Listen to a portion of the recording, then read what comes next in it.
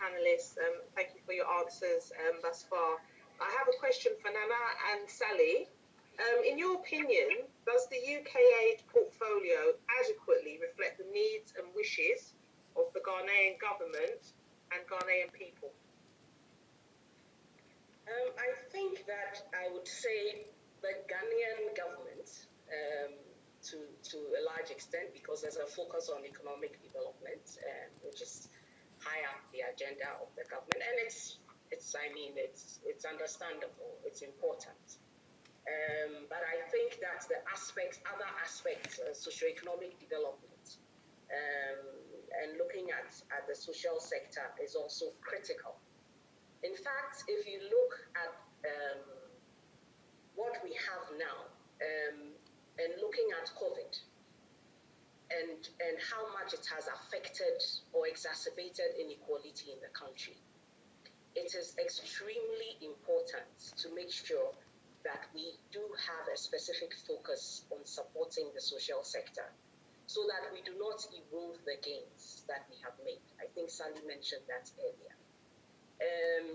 We can talk about politics, economics, and security.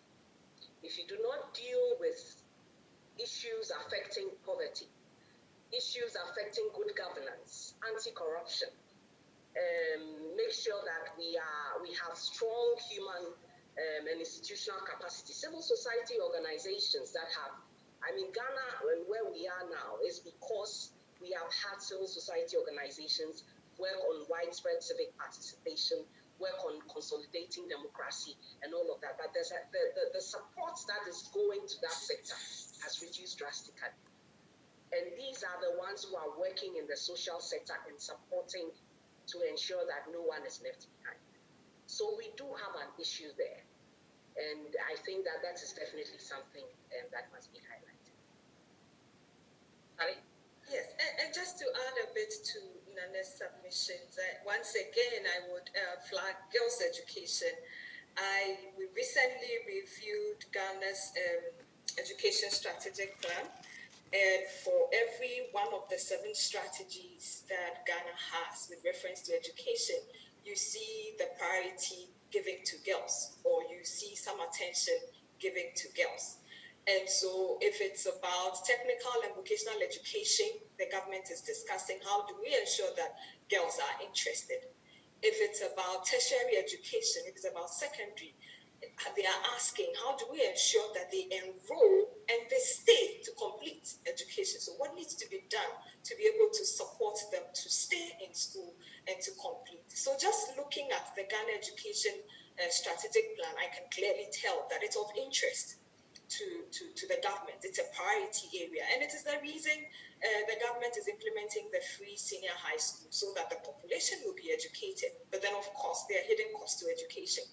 And so to pick and choose a couple of things to support and to make it a blanket statement that it's covering everything, it's free education.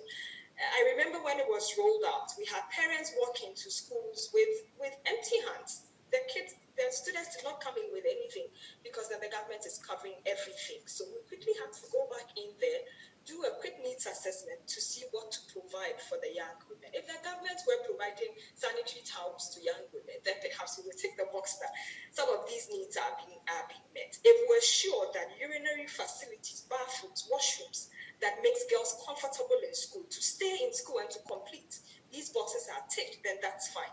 But we don't find these things even in the case of COVID, when we're asking children to wash their hands and wash thoroughly, we find that they do not have access to water, So I believe that, yes, Ghana Beyond, it's beautiful. The government is looking forward to doing amazing things, great strategies in there and all that. But social services needs to be given a priority. Girls' education definitely needs to be given a priority because of also its multiple effects the ripple effects for the economy as well.